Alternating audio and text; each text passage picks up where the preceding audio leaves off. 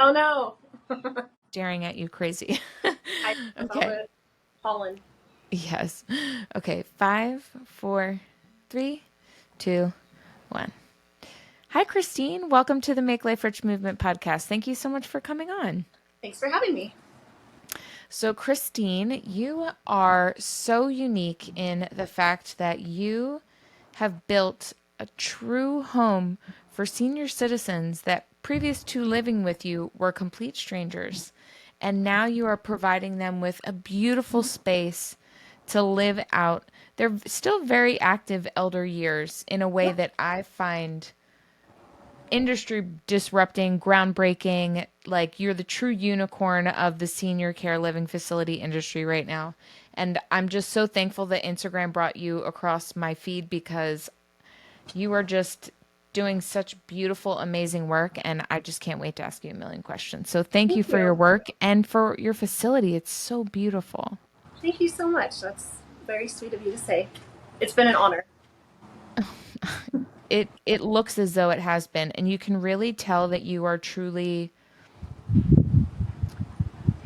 it's a labor of love for you, and it looks as though it is an honor. And I think that it takes a lot of empathy and understanding of what that end of life process looks like to really just pour your heart and soul into giving them a really beautiful existence. And it's it's amazing that you've been able. What I find most interesting about your business is that you've been able to put care, attention, and love at the forefront of your business model, as well as health.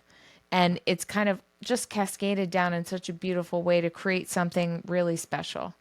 I would love to know what your earliest memories of recognizing what home was for you, because it really seems like you just have an affinity for wanting to help people feel at home, find a home. It seems very integral to who you are.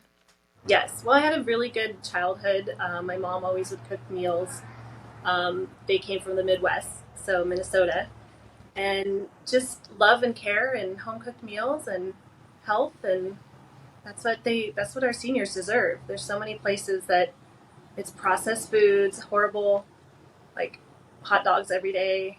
I just hear the worst stories, and I've seen it, and I just wanted something different. They deserve something different. Yeah.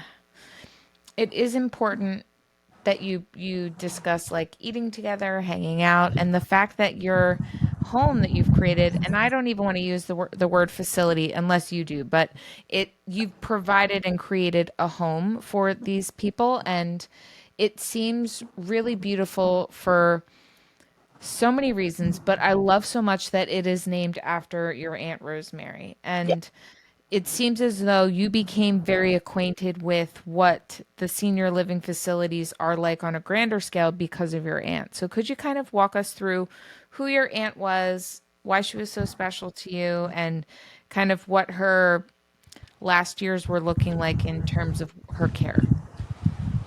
Yeah, growing up, I idolized her. She was so beautiful. She had the best fashion. She lived in Palm Springs, and she even went on a date with Frank Sinatra. And she was very glamorous. And so every time we'd go visit her, like, let's go to Aunt Posey's house. We called her Posey, but Rosemary was her name. And when she got to the age where she needed more care, my grandpa put her in a home that, not knowing, he thought it was nice. But we found out the hard way that they just weren't taking care of her. It just was some really bad things went down. So we moved her into a facility, a board and care home it was in Santee, California, and it it wasn't like the nicest home, but they just treated her so nicely and with dignity. My mom and I would visit all the time, and they would be cooking homemade meals, and they had music come in, music guy. They let her bring her cat. Um, they took such good care of her, and so my mom and I, every time we'd visit, we just fell in love with it. And I'm like, this would be so cool to do one day. And like, I would always think in my head, well, I would want to do this or that. Um, so I had really young kids at the time, so it wasn't 10 years later is when I finally did open it. But yeah, it was kind of just I wanted to. name it after her. And I was lucky enough that my grandpa was here in time before he passed, so I got to take care of him. And him, a great memory was when he moved in. He came down the hallway, and I have a bunch of pictures of her down the hallway, and he's just like, "There's Rosemary," and it just kind of felt like home to him. And so Yeah. I put pictures kind of throughout the house of all the seniors too. When they were younger, when they were some of their family members in little cute little frames, and want to make it feel home and not like a cold facility or um, yeah. So I I just feel really blessed to do this work, and Yeah. it really it's a gift not only to them but to me. And I know where she was, my Aunt Rosemary, when she passed. We felt very comfortable having her with these caregivers because we knew that they cared. They showed us they cared. We saw everybody else around them.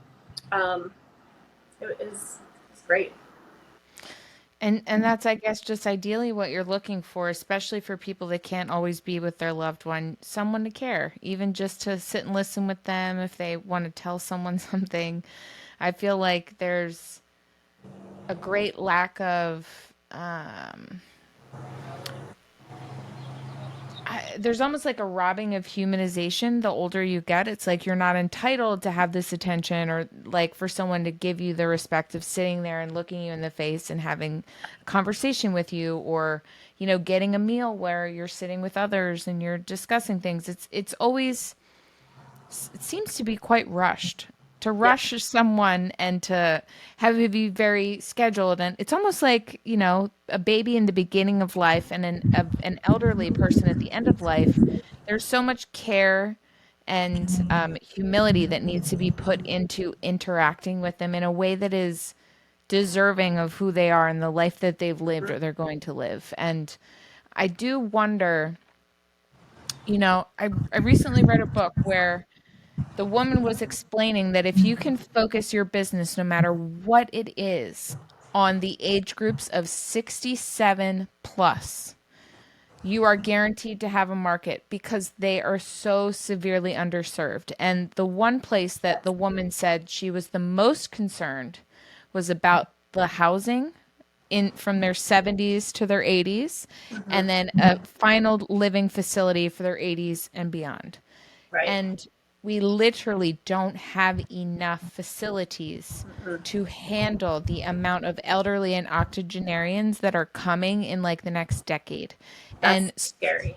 it's terrifying. And solutions like your business really could make a massive impact, a huge dent in that lack of housing that is needed. And I was so fascinated with your business because you started it off of the basis of caring for your actual family. So you did the best of the best. You pulled out all the stops.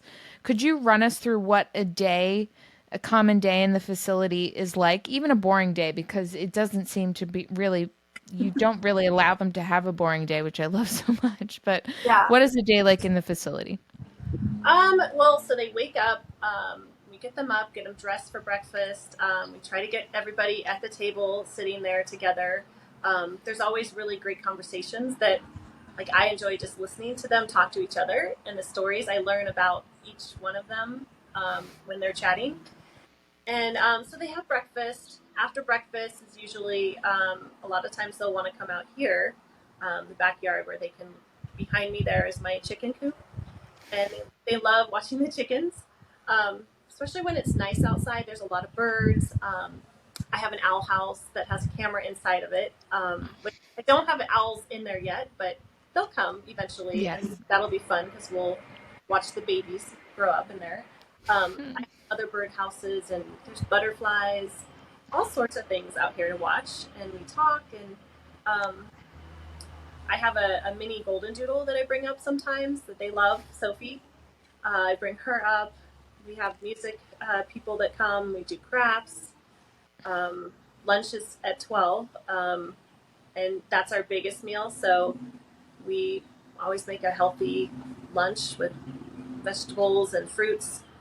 I planted a bunch of fruit trees here, and they're not quite all mature yet. So eventually, we're going to be loaded with so many fruits and everything. But yeah, it's fun to go harvest stuff in the yard and then bring it in and make recipes from it.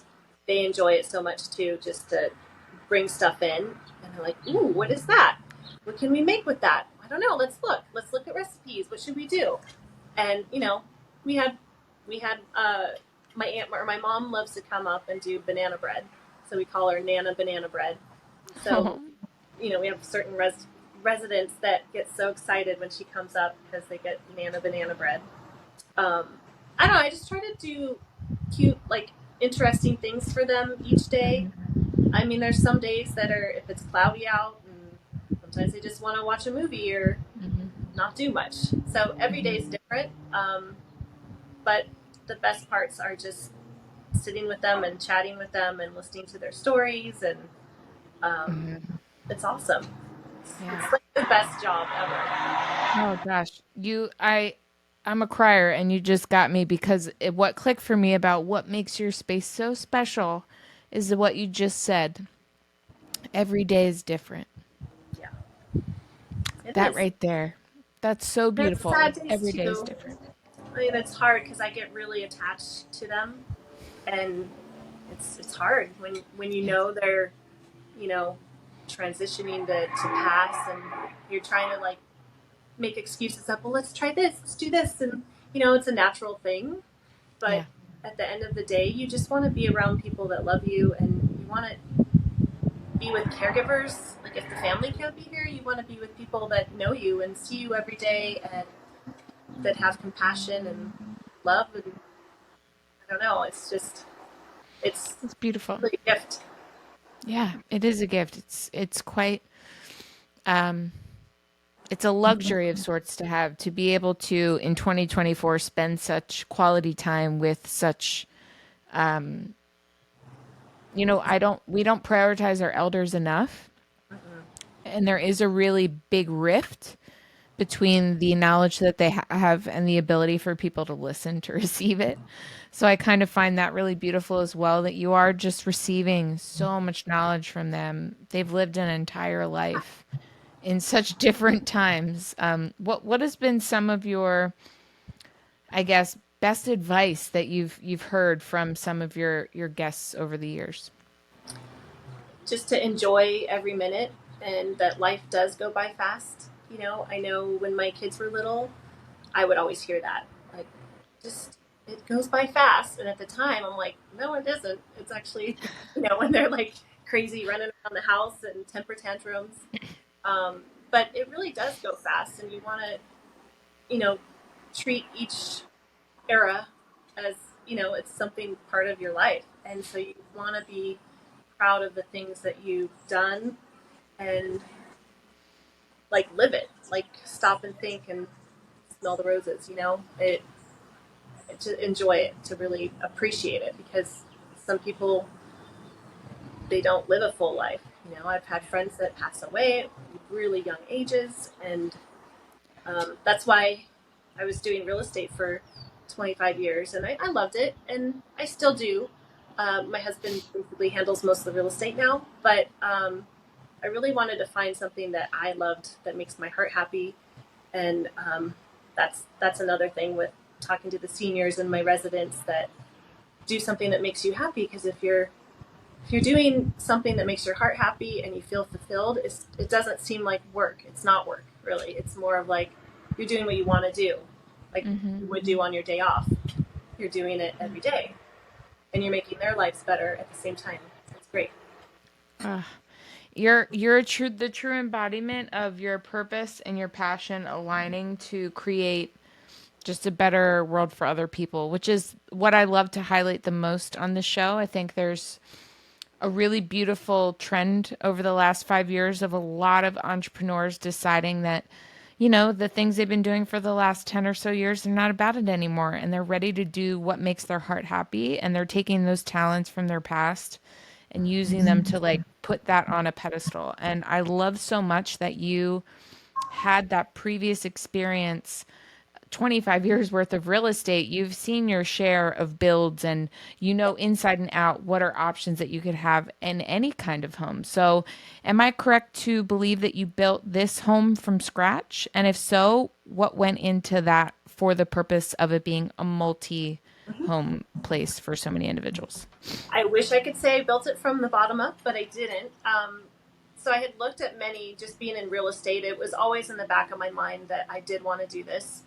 Um, it was just timing, and I knew it was going to be a lot to get trained, all the licensing. So I was super serious right before COVID, and then COVID happened, and you see on the news that people in these kind of homes were all getting COVID and dying, and it just was really scary. So I put it on hold for a little while, and but we had looked at many homes and really sad ones, just depressing. That's like a whole other thing. But I started doing an open house during COVID, and one of the agents came in and said, "Do you know anybody who's interested in a senior care home? I have one that's off market." I said, "Well, actually, I do. I'll look at it. It doesn't hurt to look." I kind of put it on hold for a while, so I went and looked, and it was everything I wanted. I mean, I did a lot of stuff here, but the bones were great. Everybody has their own bathroom, which you don't really see in board and care homes. They're sharing multiple rooms and bathrooms. So here, everybody has their own bathroom, their own door to the garden, which is awesome. So yeah, it's great. It looks like you built with a lot of autonomy, kind of like going into building it out. Like you wanted them to have their own semblance of like, no, this is still your life. You're in charge of it. This is your room. This is you can go outside when you'd like. Was that kind of something that you wanted to make sure that if that's what they wanted to do, they were kind of able to roam free like it was their home? Yeah, definitely. We Which is wanted to not the feel. case. I'm sorry, go ahead. Oh, sorry. Yeah, we wanted it to feel bright and happy and homey, and just like they were just going home. It's not. You go in some of them, they're very sterile. Um, Yes. so we wanted something that was going to be homey, that's going to make them feel comfortable. Yes. And it does absolutely for anyone listening that's never been in a typical nursing home, there's not too much freedom. There's a lot of stay in your room and you'll be taken to the next place when your time comes for you to go to the next place. It's very regimented, almost somewhat resembling like a mental facility of some sort.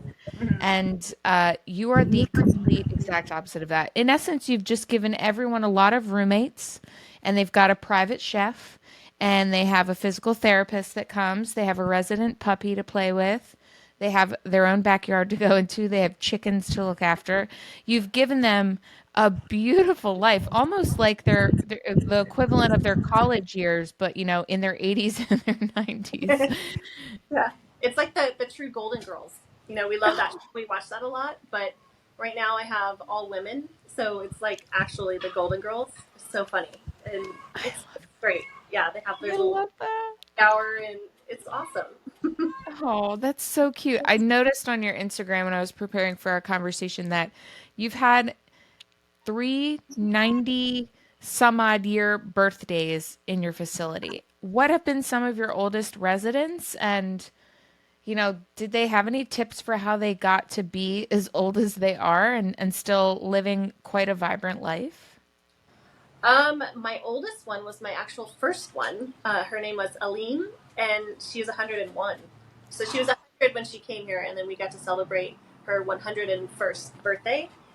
And she quilted. She was an amazing quilter. So her quilts would be in her room, and each one had a story. It was awesome. And I would say for her, I think she had really good genetics too.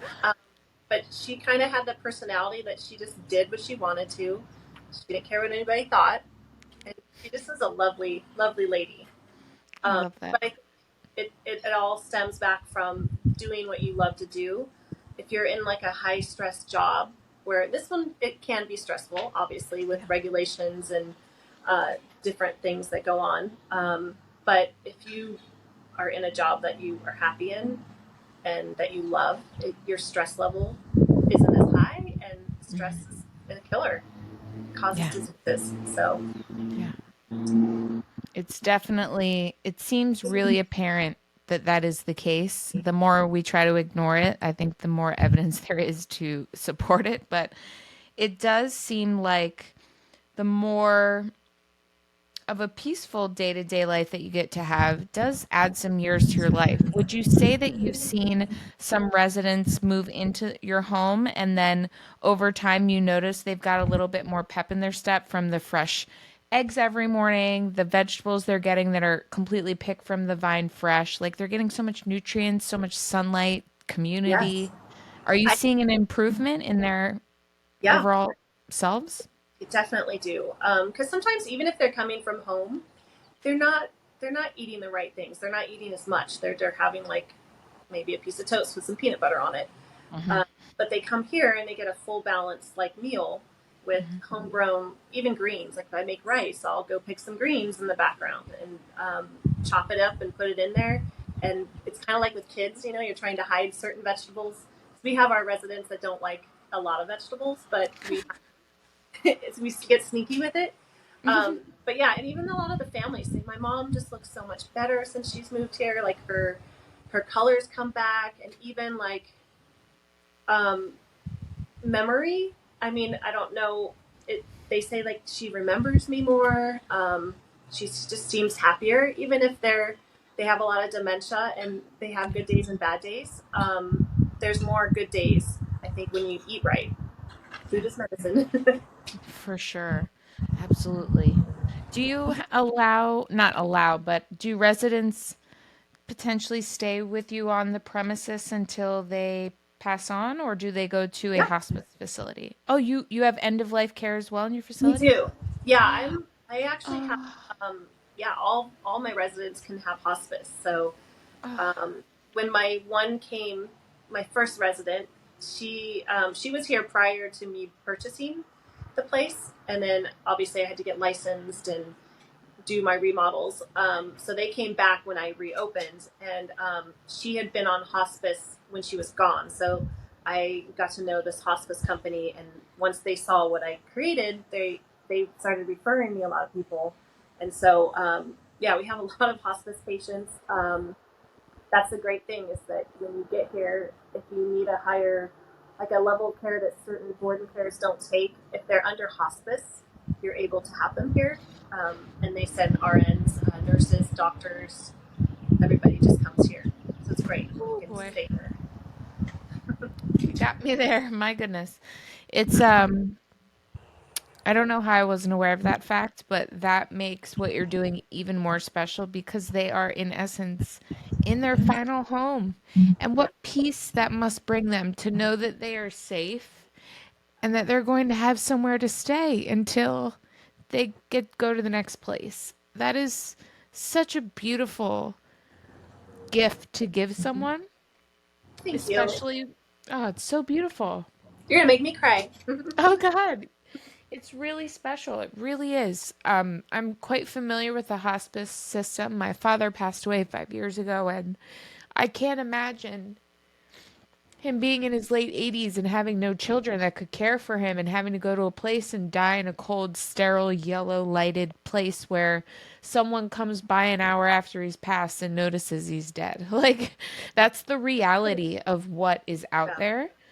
And for you to be providing them a bright, sunny, high ceilinged home with chickens outside, that they're going to get to hear birds as they pass, like that's beautiful. Yeah. You're earning your wings. Thank you. No, they love the chickens too. And I've had two residents specifically. One, when she was passing, I brought the chicken inside and just like right up next to her, and it's awesome because Oh, they yeah. even when they're passing, sometimes you don't they're listening. Even if they're Yeah. transitioning and they don't talk and they don't open their eyes, they Yeah. can hear the chickens and they're happy, and it's the best thing. It's the saddest thing when they pass, and it hasn't gotten any easier with me, Yeah. but it's also a Yeah. very beautiful thing, especially um, especially for the families, when they come, and it's just very peaceful. It's not in a hospital with sounds everywhere. It's incredible. It truly is incredible. I'm amazed by you even more now that I know this. Thank you. Um, Gosh, how many residents can you have at one time? So I'm only allowed to have 6 at a time. Um, you can hear my chickens in the back. Yeah. Hi. They want to be on the Zoom. um, so yeah, it's only 6. So it's small, which is kind of nice because, Yeah. and I always have 2 caregivers here at a time, and then I'm here most days. Usually Monday through Friday, I'm here for sure. So then there's 3. So they get a lot of care for 6 Yeah. and 3 caretakers basically. Yeah. Um, it's That's why I think everybody becomes very close, and they bond to each other. It's really cute. Gosh. And because they have each other, maybe they're relying on you a little less for that engagement and they're more just looking to you for care throughout the day because Mm-hmm. they do have this kind of built-in friendship and oh ladies, let's go sit out by the chicken coop. Like fantastic, let's go. Like it's so cute. It's truly gosh, it really blows my mind. So if they need therapy work, like physical therapy, somebody's coming to visit, like whatever they may need, they're able to come to the home and kind of facilitate that for them. Are they really leaving the property at all if they don't really need to, I'm guessing. They don't need to, but we have a couple that go home, for like Sunday dinners with family, or I have one that the daughter takes her out to lunch every once in a while. Mhm. So they go out every once in a while too, but there's some that they're unable to go out just because of, you know, uh, if the wheelchair, some that are bedridden, stuff like Yeah. that, they Yeah. can't go out. But we do a lot of FaceTimes too with them and the family of, out of town guests. Love Um, that. yeah, they're mostly here. We've talked about let's go on like a field trip, but I don't know how I do that. I have to someday. I want to do that. That would be really fun. Yeah, you've got time. I'm sure they're enjoying themselves plenty, and it really does. I mean, you're providing them what looks like restaurant quality meals 3 times a day. They are in a beautiful home. You're in San Diego. Your views are holy moly stunning. Like your Airbnb would be at least $800 a night. So they're in such a beautiful location. Does the nature and their access to nature, do you see that kind of just really keeping them energized and giving them just like more vitality? I would imagine they love it. Yeah, they love it. It's almost every day we get a really beautiful sunset. Unless it's rainy. So and just looking out west, it's just the clouds and the vegetables, and I mean even like right now, I was off yesterday and the day before I came back and it's like already the tomato plants have grown like at least 2 inches. So it's like every day is different out here. So it's fun just to get them outside, just vitamin D. It's sad when I visit residents that are in facilities and there's like no outdoors. They're Yes. just staring outside the window. Um, Yeah. so it's important to get outside. And even sometimes if they don't want to go out, let's just go. Let's just do 5 minutes. They come outside and they're glad that they came out. Mm-hmm. It's a good thing. Mm-hmm.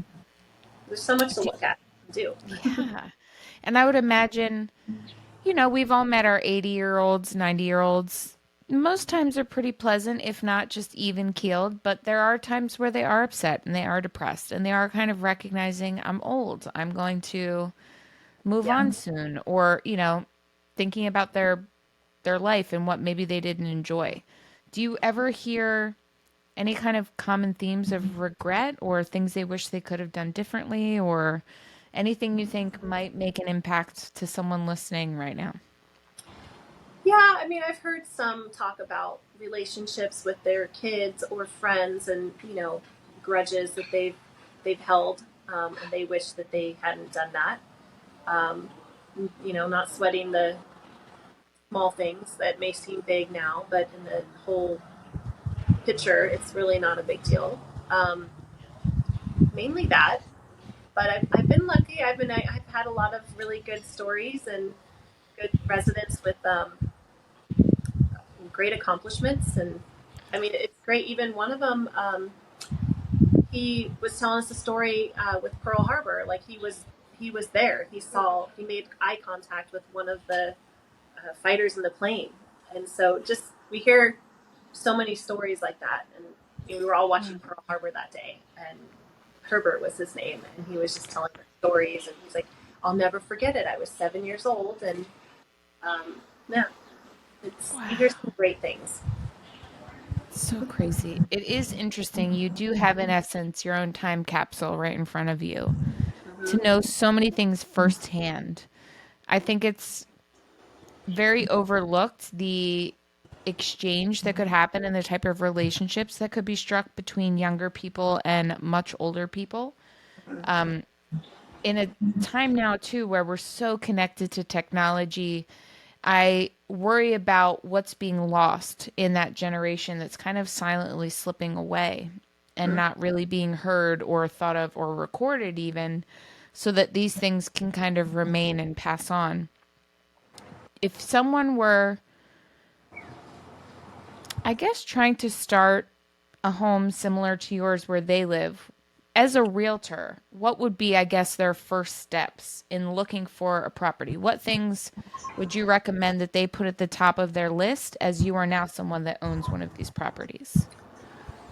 It's just something that has lots of windows and it's bright. So even if it doesn't look bright at the time that you go tour the property, Hmm. um, ours wasn't the brightest place either, but Hmm. paint, but mainly just the views. If you have something that has a view, maybe it's not a sunset view, but it's a mountain view or trees, just anything that they can look at and enjoy, like nature. Hmm. And Very it important. does help if they have their own bathrooms, but that's very rare. You don't really see that Yes. very often. Yes. Ugh. I love so much that your answer was something that they would enjoy rather than functionality. So that again, you're great, Christine. Thank you. This is such a fun interview. So if someone were looking to start this business, as you said, you had to get licensing, I'm sure some type of certificacy to be trusted caring for these individuals that are so vulnerable to not Yes, being taken care of properly. it's a lot. Outside of state specific things, is there anything you would recommend that they be fairly acquainted with before they go ahead taking care of elderly in a group format? Well, you want to love the elderly. There's a lot of people that don't, sadly. They're annoyed with them. They don't necessarily like them. And they get in it for the wrong reasons. They think it's, I'm just going to make a bunch of money doing this, which really isn't the case. It's, it's not. You want to, that's number one is that you want to love senior citizens. And I've always loved them. Listen to their stories. Like you have to have patience. Hmm. If you don't, then don't even start it because you're not going to be happy. Again, it's not going to be like something that's going to fulfill you. So Beautiful. have the care behind it, then you're going Yeah. to do well no matter what. If your heart is in it. Ugh, I love that. And all the steps fall into place. The procedural Mm-hmm. things will happen, of course. And I love so much, again, that you stress that first and foremost, your heart has to be leading the way, or you may be not only leading yourself astray, but not doing your best with something that needs to be executed as respectfully as what you have done with your home. Do you have any advice for someone that's looking for a care facility for their loved one? Maybe there aren't any places like what you provide near them. What would be some things that you would say are green flags and red flags that they want to be aware of when going through the process of looking for a place? I think if it's your first home that you're going to open, it helps if you have a mentor that's been through it. I didn't really have anybody, but the owner of the home that I bought, like they ran the business and took care of her mother, and her husband was a doctor. Um, they agreed to kind of mentor me because it was going to be all new to me, and I needed that. I was like, this is scary. So I would make sure you have somebody that can mentor you and kind of get you out of the times that you're going to freak out, which I had plenty, coming home and just crying. Um, it's a lot. It's a lot, but it's also, like I said, if you have your heart in it, just keep going, push through it, and you'll get there. But definitely having a mentor would be my number one Yeah, recommendation. definitely a big one too.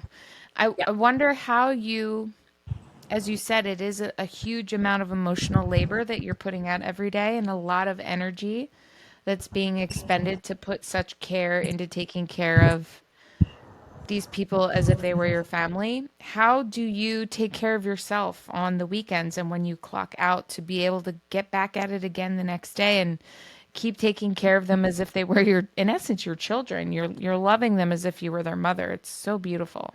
But what are you doing for yourself to be able to keep filling up your cup? Um, Spending time with my family. Saturdays, I usually go to lacrosse games. My son plays lacrosse, my daughter. So they're 17 and 14. So they're pretty busy too. Spending time with them, and I have two cats, so Saturdays are catter days. So just relaxing. I still watch cooking channel, Food Network.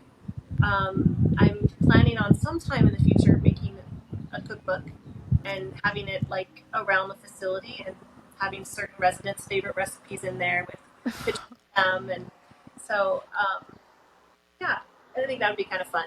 But I just being at home with my family is relaxing to me, and I'm taking more time to do that.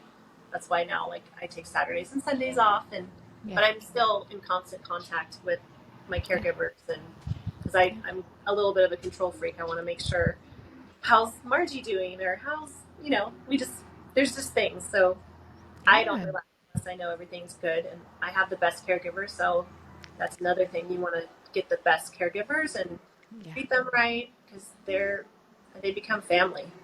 Yeah. I've been very lucky with that. Yeah. It really does sound as if you have built a true family, not only for yourself, but for everyone that's involved. And it does take a special person to be at the helm of that and not only have it work, but have it be successful. What have been some of your biggest learning curves for you as, the founder of this home and what did you do to kind of overcome those things and now you're like, okay, I've got this now, like I figured this out. Um, it's hard to say. I mean, I've had a lot of freakouts where we had a couple residents that had gotten COVID, and they it just happens. Yeah. So it was really scary. And licensing was going to come and tour the place just to make sure I was doing everything right. And this was right after I opened. Um, it ended up being a good thing. They came and they're like, "This, can you open up more, please? Because this is exactly how they should all be run." Like, that was like the most rewarding thing. But just pushing through the freakouts and to keep going. And um, one of the hard things that I've been through is finding the right caregivers. Not that I've ever had anybody bad, but I've had ones that I hire and they don't show up or they're flaky. It's like, I don't know. I think that's with any business, though. Not a Yeah. lot of people are wanting to work as much. But, just to be careful who you pick to help take care of these special people. Yeah. Very true. It is kind of the linchpin of any business that is a service-based business. And I do think a lot of people are so fearful of what the common nursing home facility looks like. And we do hear these nightmare stories. If, someone were looking to place their parent or grandparent in a facility, what would you say, like for the first facility your aunt was in, what were some of the things that looking back now you were like, ooh, okay, that was like a clear indicator that this was not a place for anybody, let alone someone I love? Like what are some of the things that subtly they may not pick up on, but because you run a home as well as what you knew your aunt experienced? I would say, I mean, the home that she moved into, it wasn't a horrible looking one, but it was the caregivers. No one would come by, and she'd just sit for hours. Nobody would talk to her, or she'd be in her urine. Like, I think just to spend time at a place, maybe, or ask other family members. I've done that before where, somebody, usually they're sure once they come and they see the place, they're 100% sure. But sometimes I'm like, do you want to talk to a current family member? I talk to them because they're here spending hours visiting their loved one. Um, and if you can talk to them and get some insight, I would recommend that. And if it doesn't smell, like sometimes you go into places and they stink. Yeah. Um, that's one of the compliments, like when nurses come or anybody that's from outside, they're like, "It smells so good," and their eyes are like open and it's like nice and bright. And I always I know what they're thinking because I've been through enough of the horrible homes to know what I think. Yeah. And it's so refreshing to see something that is for them. It's not like this big company trying to make a bunch of money or, you know, Yeah. people only, I only own one. So I eventually would love to open up more, but I don't think I could because I would want to like control it. I don't want to just be a silent member. Like, I don't know. Yes. So that's why I'm hoping I can inspire other people to do it Yes. too. And maybe You someday. are. You are, and you have been, and you will continue to. That was why, honestly, I was so drawn to wanting to have this conversation with you.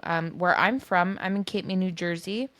We've had numerous like county-wide think tank meetings of people trying to come together and figure out what we're going to do about the pending senior home crisis. We are 65% 65 plus, and we're also seasonal place to live. We're a tourist destination in the warmer months, and there's just not enough low income housing to begin with, let alone end of care living. And your model just excited me so much because it is something that can be done in the tiniest of towns and still make a huge impact for six families. Yeah. That's just, I think until people have been in the space of seeing someone in end of life or caring for an 80 or 90-year-old individual and just knowing that it is truly a full time job. They are a 5 foot plus tall baby. They need to be cared for at all times. And that level of care and the amount of care is a very delicate situation that I truly believe moving forward can be achieved, but we need business owners like you to create these models that are easily replicatable and just need love to kick them off. And I just applaud what you're doing so much. I like sobbed to my husband when I found you. I was like, look at this. Like, this Well, is the answer. oh, But it's just so impressive and so beautiful what you've been able to do just by simply wanting to honor your aunt and kind of replicate what it was that you were so thankful to find for her in her end of life stage. And it's beautiful. It's so impressive and beautiful what you've done, Christine, and I hope you're proud of yourself. thank you. I mean, there's days that I'm proud when I sit back and it's usually the harder days. And I did a post on my Instagram that has this whole quote. Somebody had sent it to me and it really resonated with me. It was by Stan Lee and it's the "Don't let some idiot tell you not to do like don't let other people tell you not do something." And there's a whole thing. So I did a whole post on it. And any bad day that I have, I just watch it. And my grandpa's at the end, and we're dancing, and it's really cute. And so I'm like, okay, this is the reason, and I'm really proud of like everything that I've been able to do, and I've just been lucky enough to meet all these really wonderful residents. Yes, Yeah, it's it makes beautiful. me And cry. it's just the beginning. It's you should yeah, we'll cry together because it's so beautiful. And you've only been open for a few years and just the impact you're going to change hundreds of lives over the years. And that is to change one life is something to aspire to, but to be able to change hundreds of lives in what can be the scariest moment of someone's life, I think is just you are an angel. Your work is so beautiful. I know this episode is going to inspire people to slow down a little bit and look for the places that they can make change where they live. Look to the elderly, look to children, look to animals. These three always need help. They always need friends. So when I in agree. doubt, look there. But there's absolutely immense business opportunities and immense soul growth opportunities with senior citizens, especially the supreme elderly. So consider it, guys. Consider it. Christine, I ask all of my guests this final question. How do you make your life rich? By coming to work every day. And that's something people probably don't normally say, but it is. I get to come to this every day and it's the best in the world. My family too, Oh, obviously, but like it doesn't feel like work. It's great. it's beautiful. My goodness. You're such a special person. Thank you so much for your time and your work and sharing this so that other people can get inspired to try and do the same thing where they live for the most vulnerable of our community, our elders. Thank you so much, Christine. Thank you so much for having me.